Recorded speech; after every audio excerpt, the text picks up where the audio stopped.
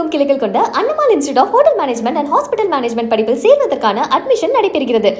தமிழக வெற்றி கழக கூட்டணி அரசுடைய முதல் நிதிநிலை அறிக்கையில் எதிர்பார்த்த சிறப்புக்குரிய எந்த அம்சங்களும் இல்லை என்பதுதான் உண்மை.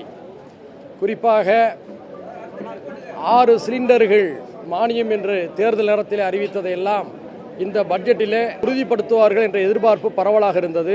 அது இல்லை. மகளிருக்கு 2500 ரூபாய் அந்த உதவித்தொகை வழங்கப்படும் என்ற எதிர்பார்ப்பும் இருந்தது. அதுவும் இல்லை. கடந்த தேர்தலின் போது 436 தேர்தல் வாக்குறுதிகளை தமிழக வெற்றி கழகம் கொடுத்தது. அனைத்தையுமே முதல் பட்ஜெட்டிலேயே கொடுத்துவிட முடியும் என்பது நடைமுறை சாத்தியமில்லை என்பது நமக்கு தெரியும். மிக முக்கியமான பலவற்றை அவர்கள் அறிவிப்பார்கள் என்று எதிர்பார்த்திருந்த நிலையில் ஒரு ஏமாற்றம் ஏற்பட்டிருக்கிறது. அதாவது பல்வேறு திட்டங்களை பற்றி பாராக்களாக பத்தியாக சொல்கிறார். கடைசி 2-3 வரிகளில் முக்கிய கூறுகள் ஆராயப்படும், திட்டங்கள் குறித்து ஆராயப்படும், திட்ட மதிப்பீடு செய்யப்படும், சாத்தியக்கூறுகளுக்கு நிதி ஒதுக்கீடு செய்யப்படும் என்ற வார்த்தையில தான் பார்க்க முடியுது.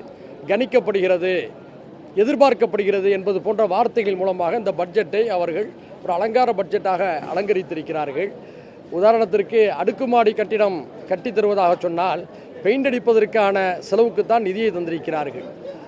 அது மட்டுமின்றி பள்ளி கல்வித்துறைக்கு அவர்கள் நிதியை குறைத்திருப்பது அதிர்ச்சி அளிக்கிறது. ஏனென்று சொன்னால் அது நிதி செலவல்ல, மனித வளங்களுக்கான எதிர்கால முதலீடு என்பதை புரிந்து கொள்ள வேண்டும். அதாவது கொய்யா பழத்தை எதிர்பார்த்து எல்லோரும் காத்திருந்தார்கள். கோவை படம் தான் கிடைத்திருக்கிறது.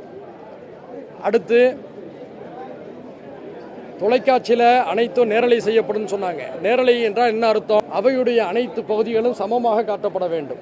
முதலமைச்சருடைய பகுதி, எதிர்க்கட்சி தலைவருடைய பகுதி, இதர உறுப்பினருடைய பகுதி என்று சமமாக கேமரா வந்து சுற்றி சுழன்று இருந்திருக்க வேண்டும். ஆனால் இன்றைக்கி எதிர்க்கட்சி தலைவர் பக்கமே கேமரா முடிந்தவரை தவிர்க்கப்பட்டிருக்கு. இது நியாயமல்ல. அதே போன்று எங்களை போன்ற தனி கட்சி தலைவர்களுக்கான இருக்கைகளை மாற்றியிருக்கிறார்கள். இது எந்த விதத்திலும் ஏற்புடையதல்ல. நாங்கள் சின்னங்களில் போட்டியிடுவதில் வேறுபட்ட நிலைப்பாடுகள் எடுத்திருக்கலாம். ஆனால் தனித்தனி கட்சியாக நாங்கள் செயல்படுகின்றோம்.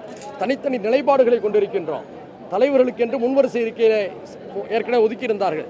இப்போது அது மாற்றப்பட்டிருக்கிறது. எங்களுடைய ஆட்சேபனையை நாங்கள் மாண்புமிகு சபாநாயகர் அவர்களிடம் நாங்கள் தெரிவித்திருக்கின்றோம். அவற்றையெல்லாம் இந்த சபாநாயகர் கவனத்தில் கொள்வார் என்று நாங்கள் எதிர்நோக்குகின்றோம். நன்றி. தமிழகமெங்கும் கிளைகள் கொண்ட Annamal institute of hotel management and hospital management படிப்பில் சேர்வதற்கான அட்மிஷன் நடைபெறுகிறது.